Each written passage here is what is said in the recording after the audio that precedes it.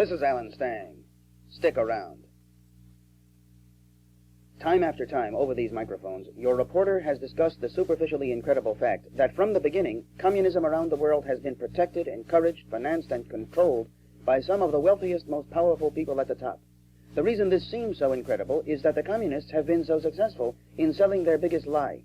According to their biggest lie, communism is made by poor people at the bottom. In fact, communism is always forced down on poor people and others by a small group of power lusters at the top. In fact, communism is simply the phony ideological smokescreen the wealthy monopolists use in order to conceal what they are doing.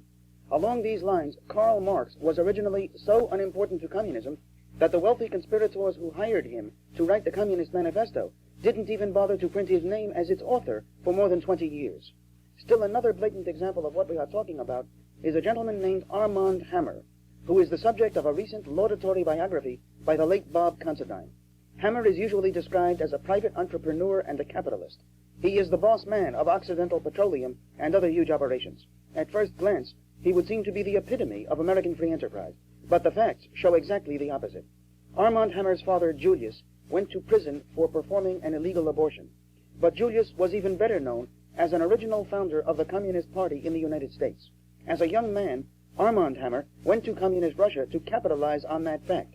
And sure enough, the Soviet gangsters greeted him warmly. He began to develop various communist enterprises, and Lenin promised him there would be no labor trouble, a fact which should be of interest to union members. Hammer made his money in Russia by keeping his employees in fear of the secret police. He also profited enormously by selling art objects stolen by the communists from the murdered aristocracy.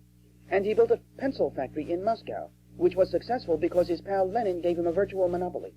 Here is Armand Hammer describing Lenin, quote, "To talk with Lenin was like talking with a friend one knew and trusted, a friend who understood.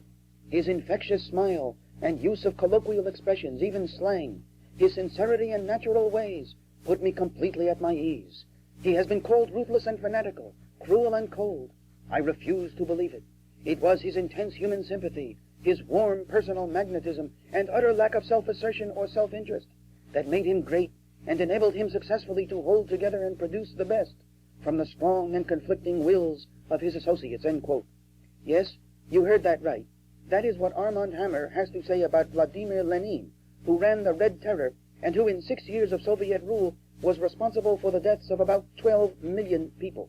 It is also interesting to note that Hammer was recently convicted in federal court for illegal contributions to the 1972 campaign of Richard Nixon. The word is that Hammer and Nixon are good friends. I'll be back in a minute. For more than 50 years, Armand Hammer has been working hard to develop communist Russia, which is trying to destroy us. As we have seen, he has made millions by doing so, and he is still doing so. It would be difficult to find somebody who has done more to advance international communism. This is Alan Stang. Think about it. The Alan Stang Report is produced by the John Birch Society Features.